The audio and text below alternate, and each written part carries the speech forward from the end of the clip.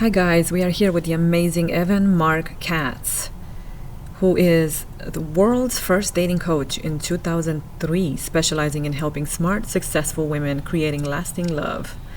He is the author of 4 books. His Love You podcast has over 3 million downloads, and he has been featured in hundreds of media outlets, including Today, the New York Times, and the Wall Street Journal. Over 2 decades, Evan has watched the rise of dating apps and texting, seen thousands of influencers offering advice, and realized something powerful. Busy women don't need more information. They need more love, more attention, more confidence, more support. If you're exhausted by taking care of your man, your kids, your clients, and your parents, Evan Katz shows you how to choose a partner who takes care of you. Now, happily married for 16 years, Evan believes you can find love no matter where you live, how old you are, or how challenging your previous relationships were, and he has the results to prove it. Over 13,000 women have graduated from Love You, Evan's coaching program and community for women. By providing hands-on support, structure, and accountability, Evan teaches women to become the CEO of their love lives and attract high-value, commitment-oriented partners. So a dating coach, not a relationship coach, a dating coach, more like Hitch, but way before the movie came out. Is that what I'm... That's probably the easiest thing people reach to. My Love You program is 3 months on dating, 3 months on relationships. But ultimately, my job is to help people find healthy relationships. And if you have a healthy relationship, you don't need a relationship coach. Okay. Relationship coaching is really useful for people who have bad relationships. So also people that are in bad relationships could reach out to you. Usually to find out that they should leave their bad relationship. And I love your brutal honesty, because you wouldn't sit around and tell them, yeah, try, waste time. You just... I'll say this, and this is true. This isn't part of a podcast script. I've been doing this for 22 years. I've never had anybody come to me with a guy and end up with the guy that she came with. Really? Yes, because people like me are a last resort. They've already been in therapy for 2 years. Their marriage has already been crumbling. Like, by the time they get to me, they need permission to have a fresh start and find a healthier relationship. So I don't try to piece broken relationships back together. I believe there are people in the world who should do that. People come to me when they realize it shouldn't be this hard. Did you ever have any repeats? Like a woman that came multiple times? I try to use best practices for dating and relationships. Like what's right and wrong. Reasonable people could disagree, but what's proven to work the best? And so I very much believe in online dating. I very much believe in a courtship process and waiting to have sex until you're in a committed relationship. I very much believe until waiting a couple years before you get engaged. And there's a million exceptions to these. But the one client I ever had who worked with me for 6 months and got engaged in 6 months, Oh, wow. right, which sounds like a great success story, came to me 2 years later. Do you offer couples counseling? My husband's cheated on me. And so she held on to that relationship for like another 6 years and now is back with me a second time to help her find her next husband. Wow. When you already told her, you laid the foundation, you got to wait, you got to do all this stuff. We just got to see who someone is. It's really great. Maybe you have a different kind of success story and a different kind of love story with you and your husband of 18 years. But my guess is how you see him now, 18 years in, how you saw him after 2 or 3 years, and how you saw him after 2 or 3 months, decidedly different things. So true. So true. Yeah. What made you get into relationship coaching? I was a failure at everything else. I mean, it's partially a joke, but kind of true. I'm a New Yorker. I moved to Hollywood when I was 24. I wanted to be a screenwriter, and I won contests and awards. I went to UCLA Film School. I was in Project Greenlight with Matt Damon and Ben Affleck. I did everything you could possibly do, agents and managers. I could not make a living. And when I turned 30, I was like, I'm not going to be the 40-year-old guy trying to sell a screenplay. It doesn't matter if I'm pretty good. It's not working. So I got a job to pay my bills, answering phones at an online dating company in Beverly Hills. And after a year of getting yelled at by strangers on the phone, I was like, oh my God, I got to write a book about this. And so I wrote a book in 2003 called I Can't Believe I'm Buying This Book, A Common Sense Guide to Successful Internet Dating. And it was, one of the first internet dating books that was written. And unlike my Hollywood career, I was at the right place at the right time. And suddenly I was on the Today Show and USA Today and CNN, and I was just the same guy who couldn't sell a screenplay, but I had a funny book about dating. I after that was successful, I dropped out of film school and focused my energies on writing people's online dating profiles. Right? How do you write a profile that attracts attention? And that became a news story. And then people would say, oh my God, I'm getting all this attention on Match.com. What do I do? I said, well, you flirt. I don't know how to flirt. So I would go in there and I'd help them flirt. And it's just a made up job. And then you do a made up job long enough and then it becomes a real job. So then the same advice I was giving, I needed to apply to me because I was a single guy.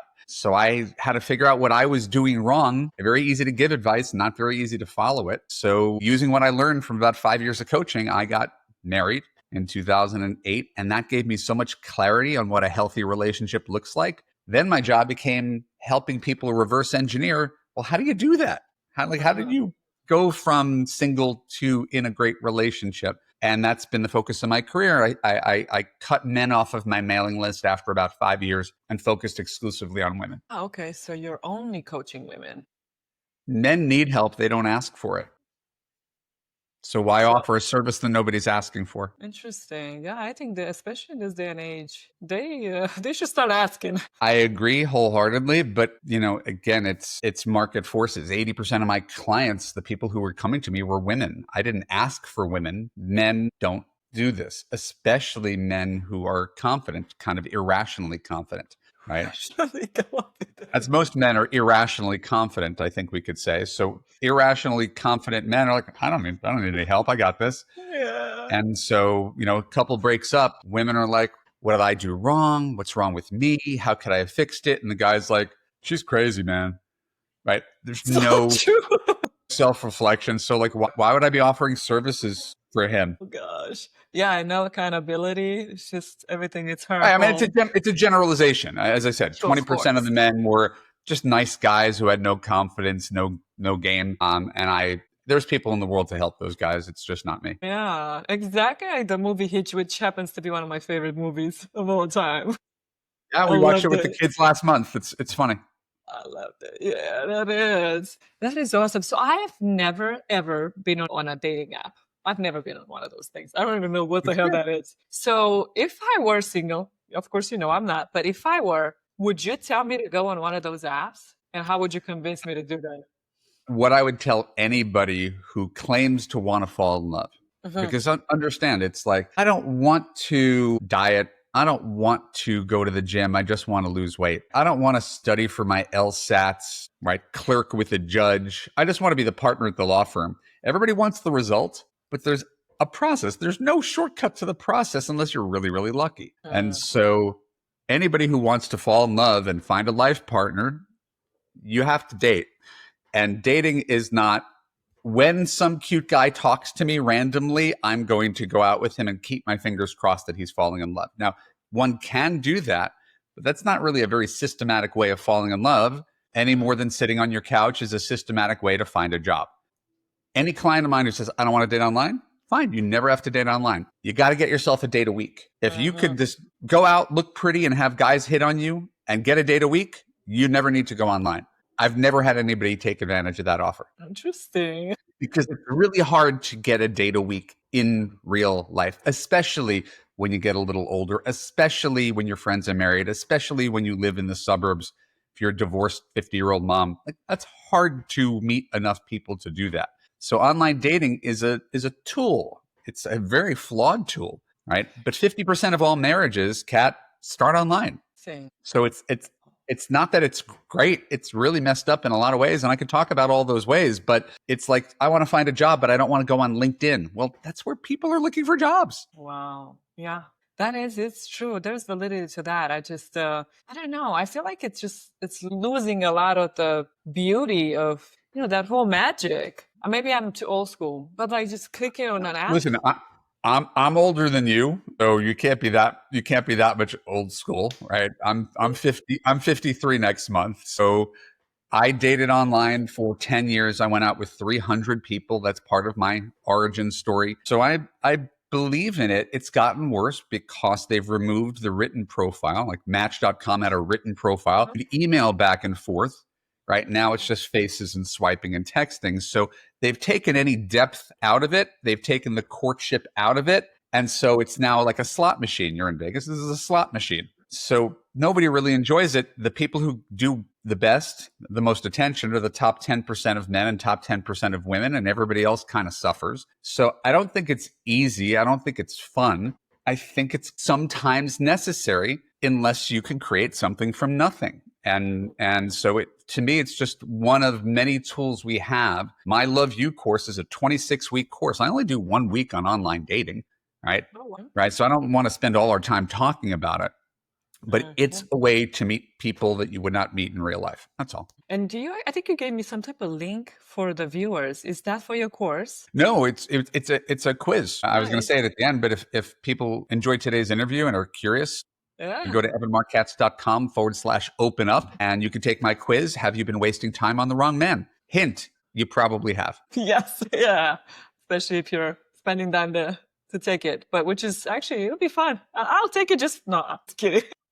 But it's a quiz. You get a PDF at the end to find out if you've been wasting time on the wrong man. It's a short, 10-question checklist. And I think a lot of women will be surprised to find out how consistent their choices have been that haven't led them to success. It's not to blame you for how bad they are, but you're the one who keeps choosing them. So how do we make different choices with men? A big portion of coaching is you don't have to change to find love. Right? I'm not going to tell you to lose weight or give you a makeover. Like, you don't have to change. I'm not going to make you go to therapy. You do have to change the way you choose men. That's true. And you mentioned earlier something about it is more complicated for older women to find. Why is dating more complicated for women in their 40s, 50s, 60s? It's a volume problem. There's lots of statistics floating around my head. I'm not sure which ones to give to you, but if we can assume that 75-80% of people eventually get married in their lifetime. That's still, no matter how much people talk about marriage is dying. It's not. 75%, 80% of people do it. If you're over 30, college educated, right? Divorce rate is closer to 20%. So it's not the dying institution everybody makes it out to be. But then 75% of people get married by the time they're 35 to 40. Right. So the next time around, a lot of healthy guys stay in healthy relationships. Right. And then you get people who made bad decisions in their 20s and 30s who are coming around the other side, but they've got the baggage of the ex and the kids and the alimony.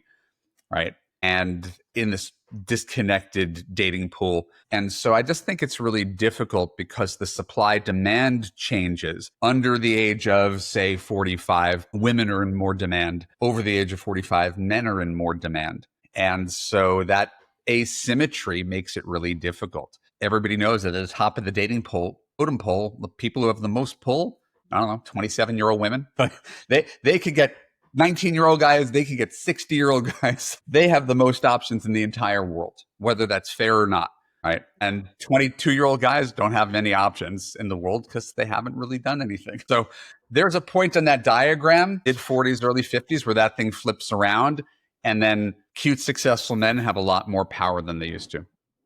Very interesting. My dog is scratching the couch in the background, so if you hear some strange noises, I want to apologize. That's adorable. Choo-choo. Sit down, buddy. All right. I love it. Sorry, yeah. These are all really interesting questions, and it sometimes requires a longer explanation. But I love it. The good news is it's very easy to give into limiting beliefs, right? A limiting belief is something that's partially true, but not totally true. Online dating sucks. Men are just looking for one thing. Right? There's no good people in my city. Every divorced guy's got baggage, right? We could tell these stories, but they're half-truths because every day some middle-aged person is falling in love in your city based on someone they met on a dating site every day. And I actually, a lot of single people in their 30s, a lot of single men in their 30s are having a difficult time finding women their age or younger. Apparently, a lot of younger women are going for older men. How is this? Is that the dynamic here? What is going on? I mean, I think we can take things and sort of extrapolate it and tell a larger story about it. So, it's almost like talking about political beliefs. If you follow this news, you believe this, and you follow this news, you believe this. There's more to it. And the objective picture is a lot larger than that. Maybe if we incorporate these two views, it's more accurate. So I don't doubt that in Las Vegas, you're going to see a lot of rich older men and pretty younger women. But if you go to Wikipedia and check out the age distribution of marriage, right, the gap between couples that are married, pretty much everybody's right in the middle, right? Men average, either the same age or 1 to 5 years older. That's the majority. The number of couples where the man is 10 years older, off the top of my head, certainly less than 5%. So, you might see pockets of it. It's not that it doesn't happen. And I don't blame the man for trying to get a younger woman or a woman looking for more resources from a rich man. I'm not even going to judge it, but that's actually still the minority of relationships. That's good. And for your client, right, your customer, what unique challenges do these smart, successful women face when searching for love? I just imagine what it's like to be a woman who went to an Ivy League school, who built up a career in a demanding industry that was previously dominated by men, right? And again, women get more college degrees, law degrees, like everything. Women are outpacing men in almost every category. So now you are a lawyer, a doctor, a CEO, right? You've done all the things, you take care of yourself, and you discover, I can't find a guy who's my equal, right? And because the number of men who are as impressive as me, it's 5% of men. So we're starting with the dating pool of 5% of men because women, for societal, biological reasons, think they have to date more. He has to be taller, smarter, richer, funnier, right? He has to be better. Men don't have to marry better. They don't feel they have to marry better. So if she's nice to him and pretty, done. I'm simplifying it, of course. There's more to that, right? So men don't have these major burdens because he's not looking for someone to support him generally. So he could just marry anybody who's nice to him and he's attracted to. She has this laundry list of things that she has to get to choose the right guy. So we're starting with a dating pool of 5%. But what happens? Among those 5%, some of those men don't want to date the CEO. And it's not that they're threatened or intimidated by them. It's that he doesn't want to date himself. He wants to date a first grade teacher who makes him a pie and, drives his kids to school in the morning. Like that's okay. I'm not saying you should or you shouldn't, but he's fine with that.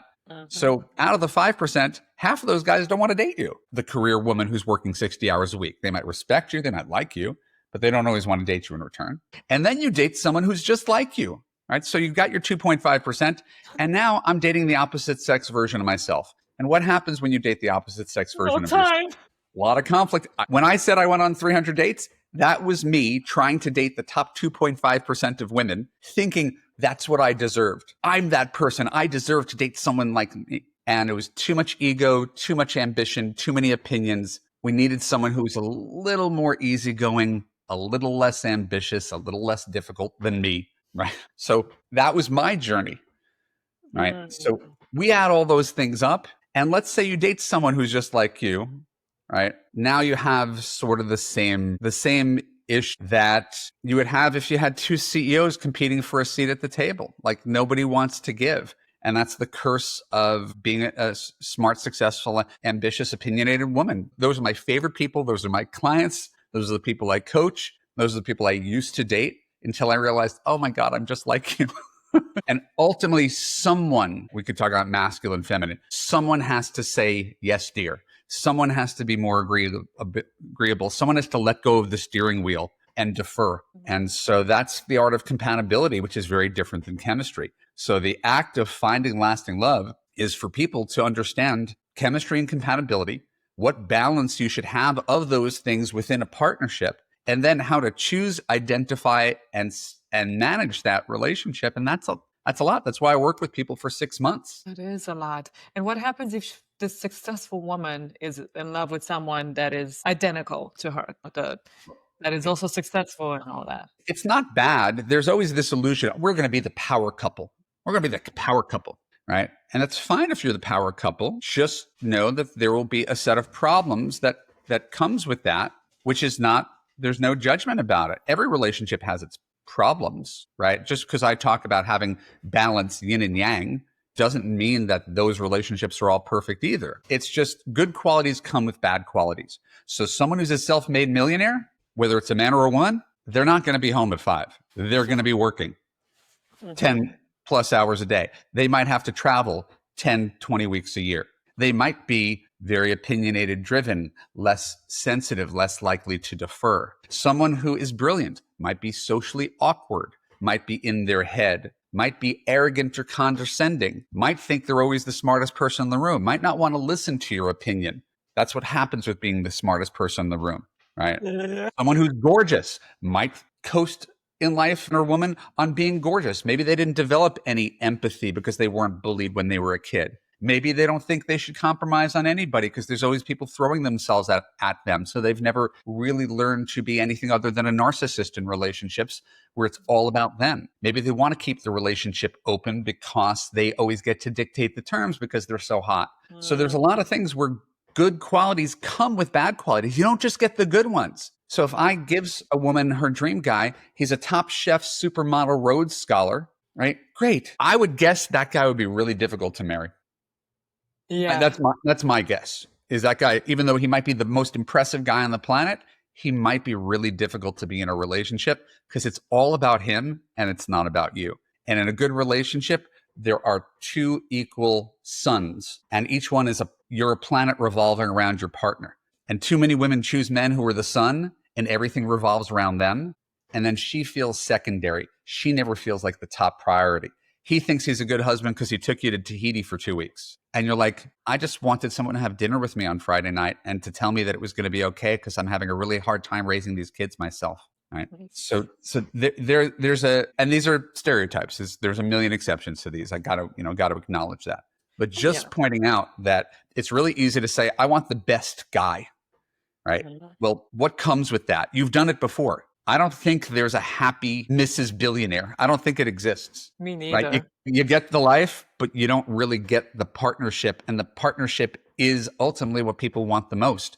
Because what's the difference between having $5 million and $50 million? Those don't determine happiness. It's human connection that determines happiness. So I really feel very strongly about not just trying to snag yourself the richest guy or the smartest guy. The same way I wouldn't tell any man, go get the hottest woman you find. You'll be happy if you get the hottest woman you find. That's the ticket to your success, is hot. It's like, wait, what? And then she opens her mouth and is like, shut up. Right. Or again, she might be really bright and hot, but maybe she's unreasonable. Maybe she's always attacking you. Maybe she's always criticizing you. Maybe when you try to resolve conflict, she throws a temper tantrum. Maybe she's really jealous. Like, just because someone's hot, that just gets you in the door. So we're talking about the difference between attractive qualities, height, weight, age, education, income, sure, right? And important qualities, character, kindness, consistency, communication, commitment. These are the qualities that determine whether you have a happy marriage. The first one just gets you in the door. But what if that's the hot, intelligent, successful woman might throw tantrums, but reasonable tantrums? And what's a reasonable tantrum? Maybe he keeps doing the same thing. Then why are you? Great. I'm gonna be the difficult version of me now, not the easy version of me. Why are you married to someone who is constantly disappointing you? What's the point of that relationship? Well, they're still dating. They're just dating. They haven't married yet. So why are you there? So if any woman has a complaint about a man, your complaint's valid. I'm not telling you your complaint's not valid. Yeah. This is it. He's not changing. So you either accept that this is who he is and put up with it the way we put up with each other's flaws, or find someone else. What you can't do is spend a whole life criticizing someone because you want them to change. He's not your project. He's not going to change. But what if they do? Show me the relationship where a woman forces a man to be someone that he's not, or a man forces a woman to be someone she's not. I don't love that dynamic. I like the acceptance dynamic. Hey, you're you, I'm me. Let's love each other unconditionally, rather than I'm going to spend 40 years telling you what I don't like about you. Huh. So you talk about the reasonable tantrum. Yes, there are perfectly reasonable reasons that anybody wouldn't like to be with me. Do I want to hear it for the rest of my life? Yeah, but I feel like at the beginning of when you're in that dating phase, which I vaguely remember, when you're in that dating phase, it's a lot of building. You build a foundation. That is the struggle. You test the partner. You get to know them. You kind of like you're pushing the limits. You're trying to see and especially if you're young. I was really young at the time, so of course, when you're younger, it's a lot to learn. But I feel like things can, eventually they can grow together and they learn each other, and then things are, the I, tantrums fade away. I don't believe in, I mean, I believe that they exist. I don't believe tantrums are ever helpful to a relationship. That's just not good communication skills. So everybody's entitled to have their feelings. I'm with my wife now for 17 years. I wish she was a better time manager. I wish she was more active, right? She's going to say that about you today because you only have like 12 minutes left. But this is the point. She wishes I was less of a know-it-all, like the same thing that you're seeing right now. No one's wrong. It's that my belief is you can't have a relationship dependent upon someone changing for you. You just Robert would be great if he lost 20 pounds, right? Jack would be great if he got a better job, right? Mila would be great if she didn't throw so many temper tantrums. Well, guess what? I'm not going to marry the temper tantrum someone and hope that she gets better. I'm going to find someone who doesn't throw tantrums because that is a deal breaker for me. So I try to find people who's got flaws that I could live with rather than flaws that I hoped. David was a great boyfriend until he cheated on me. And so now I don't trust him, but I'm going to stay with him and hope that he never does it again. Good luck. Good luck marrying someone you don't trust. No, he's gotten better. Okay. Good luck with your marriage where you always have to wonder whether someone's faithful to you. So I don't change anybody. I tell people to choose people they don't have to change. It's easier. And it's more effective than to be with someone where the only way the relationship works is if they change. Yes, which is a very simple formula, and you save a lot of time. Like here's the Again, it's not that people can't change. It's not impossible for people to change. Imagine you and I are dating, and you want to get married, and I never want to get married. And at the beginning of the relationship, I say, I don't really know what I'm looking for. And you're like, but I really want to build a life with someone. I want to be married. I want the real thing. I don't need to have kids, but I really want a partnership. I want to do life with someone. And I'm like, maybe. And then 2 years in, you're waiting for your ring and you're like, so where's this going? And I'm like, I told you I wasn't really looking to do anything serious, but I thought, we've been together for 2 years. Yeah, no, I'm good with this. This is fine, but I don't want to be married. I told you at the beginning and you were expecting me to change to become the person you wanted me to be. Yeah. That's on you. You were waiting for me to become the person you wanted me to be. I already told you I wasn't that person. That seems like a recipe for disaster, to sink 2 years into something and then discover, they didn't change at all. Dang, it is sad. And I actually do have a few friends that I'm going to send your way. I don't do anything special. I just tell the truth. Anybody could do this job. Really. I might sound arrogant. This is just 22 years of watching relationships, and these dynamics are predictable. And I can't tell you how many women who had a really great 3 to 6 months with a guy, and then the mask slipped off and he became abusive. He became distant. He was dismissive of her opinions. He didn't make her feel attractive, right? He did all these things, had problems with addiction and porn, and right. And then afterwards, she's like, how do I get the guy from the first 3 months back? Right? This is him, not the first 3 months. That was the guy who was auditioning for the job. This is the real guy. And then she married him. And then she had kids with him. And I get them 20 years later when the kids go to college and she gets divorced. But she knew 1 year in. And she was like, how do I get him to change to be the guy who was courting me? I was like, no. You ignored the signs to get out. Wow. And people spend their entire adult life trying to get their partners to change to who they want them to be. And I just say, I would never bank on making someone change. It's just so much easier to choose someone like, all right, you've got your flaws. I could deal with it. And my guess is your husband has his flaws and you deal with it. And that's why you're still together after 18 years. Barely has flaws. That's the question. That's the thing. I think I have the most. I think I took. That's amazing. Yeah, that's amazing. Yeah. That's amazing. Again, everybody I know is flawed. So maybe you got the one guy who's not. I'm blessed. And he puts up with me. So, hey.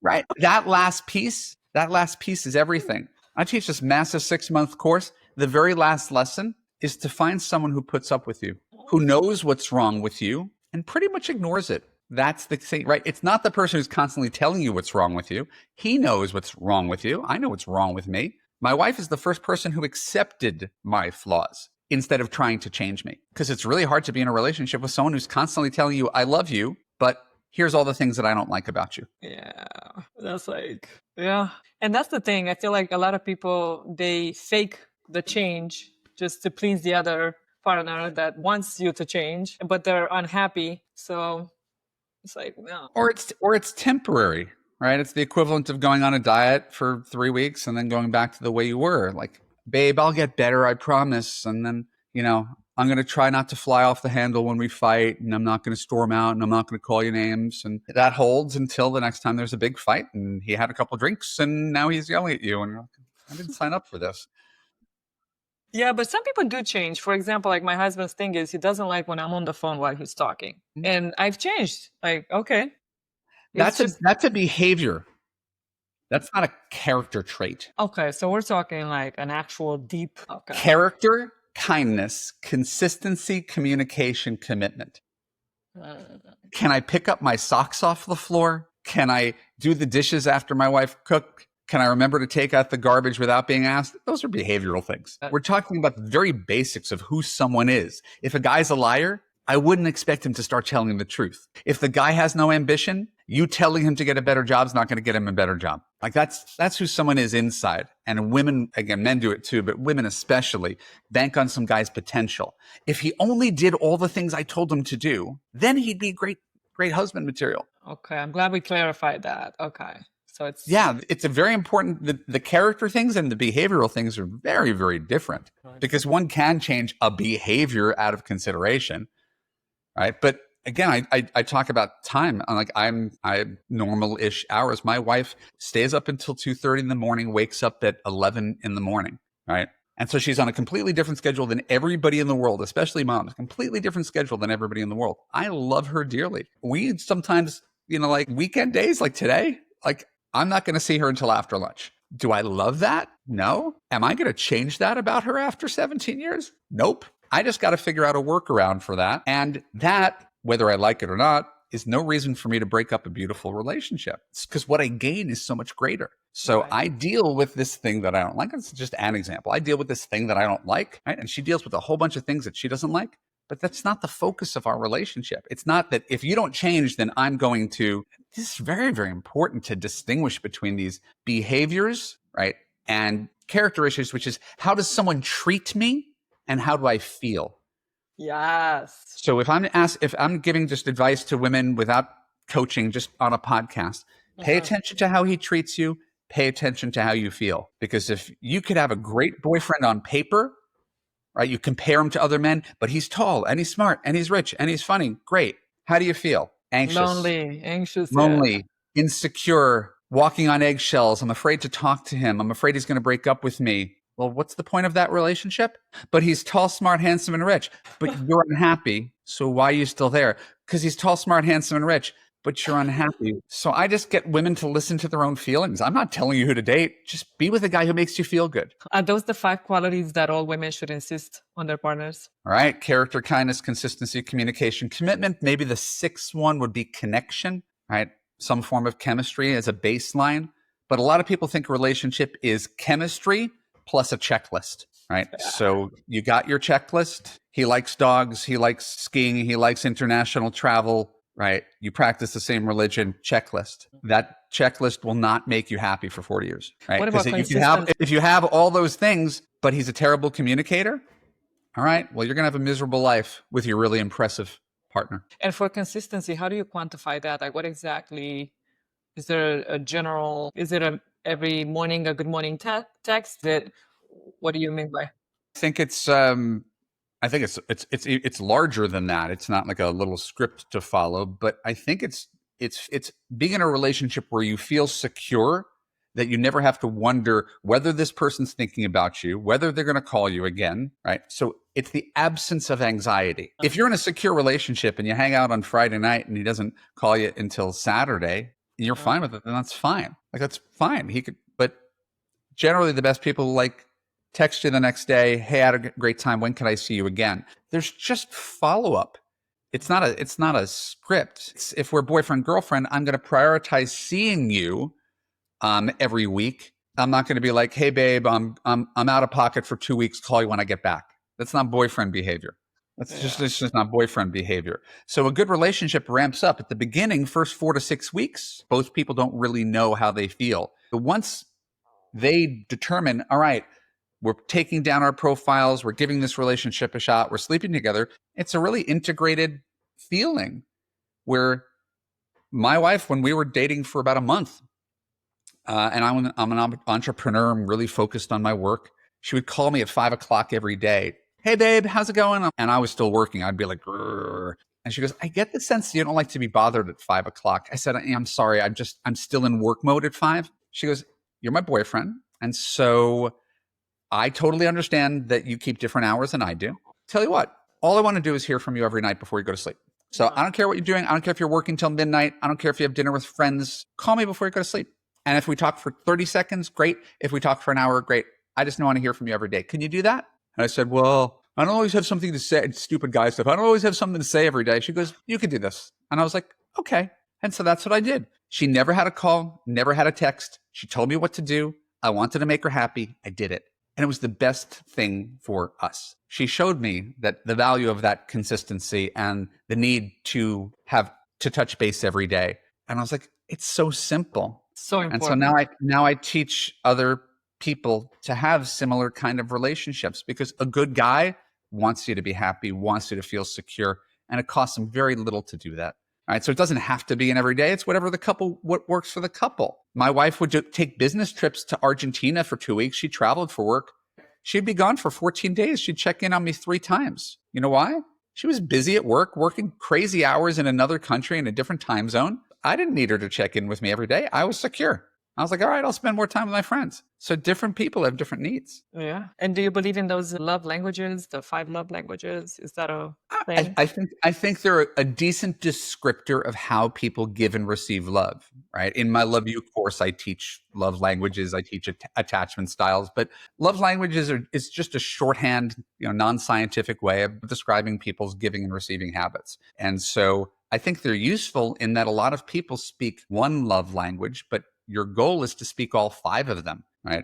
Quality time, acts of service, words of affirmation, gifts, and touch. Most people like all of those. They're not all adept at giving and receiving, but most people like all of those. So if you are the kind of person who can give all of those, you're likely to receive a bunch in return. I'm more of a words guy. I tell my wife I love her 1,000 times more than she tells me. She's an acts of service person. I love you, which is why I stayed up until 2 a.m. making reservations for our hotel for our summer vacation, right? She shows me, but she doesn't tell me.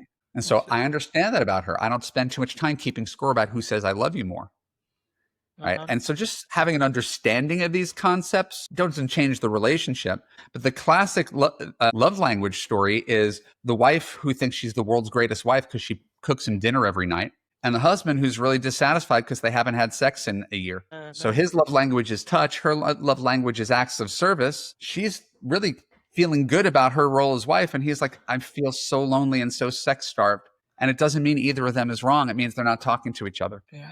Oh, yeah. And I love the fact that you even have the attachment styles in your course, which we see a lot of data all over social media these days with anxious and avoidant attachments. And I'm just like, we just passed the whole narcissist, how to avoid a narcissist. You know how like that whole wave of narcissism on social media now, it's this other wave of the attachment styles. So where can people how can they sign up for your course? Because they sign up for the. Yeah, again, I'm not worried about people signing up for the course based on one interview with me. Anything, if you found anything we talked about today intriguing, and you really do long for a happy, stable, long-term relationship and find that it's hard to find a good quality commitment-oriented guy, and it is, if you need support on that journey, go to the website, evanmarckatz.com/open up and take my quiz. If you're on my quiz, you'll be on my mailing list. I'll send you free dating and relationship advice. I have my own podcast called the Love You Podcast. If you listen to that and it resonates with you, great. And people who want coaching would go to evanmarckatz.com/now to book a call to talk with me. And I generally work with smart, strong, successful women for about 6 months to help them turn their whole lives around and find lasting love and learn how to be able to do this on your own, because it's a lot for someone who has all this work experience, all this success, all this travel, all these friends, and all they want is someone to spend their life with. That's amazing. Yeah. I have so many more questions, but unfortunately we'll run out of time. Do you have time for a myth or fact 4 questions to wrap it up?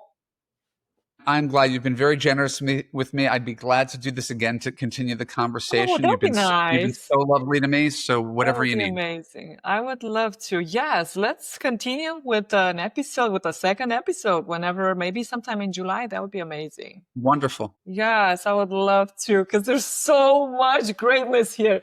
Thank you so much. Oh, we're not going to do the questions? I was gearing up for the Oh, questions. perfect. I am down. Hey, I have all I day mean, for you. I'm going to be late, but I want to be. Thank you. Okay, let's do it. All relationships require constant work to be successful. Myth or fact? Change the word from work to effort, and it's a fact. You should never go to bed angry.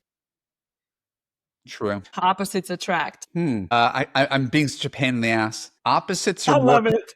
Opposites are more compatible than people who are similar, but I think similar people attract. Okay, so that would be more on the myth side. Yeah, I'm sorry. Communication is the key to a lasting relationship. One of many keys, but yes, fact. Amazing. And for our next episode, we have a bunch more questions, and we'll answer the group's questions, including would you rather games. So you guys stay tuned, and please follow my friend on all the platforms. And if you need help, you got the right guy. Thank you so much. Thank you so much for having me, Kat. It was a pleasure. You're amazing. Thank you so much. Have a wonderful day. We'll keep in touch. Thank you. And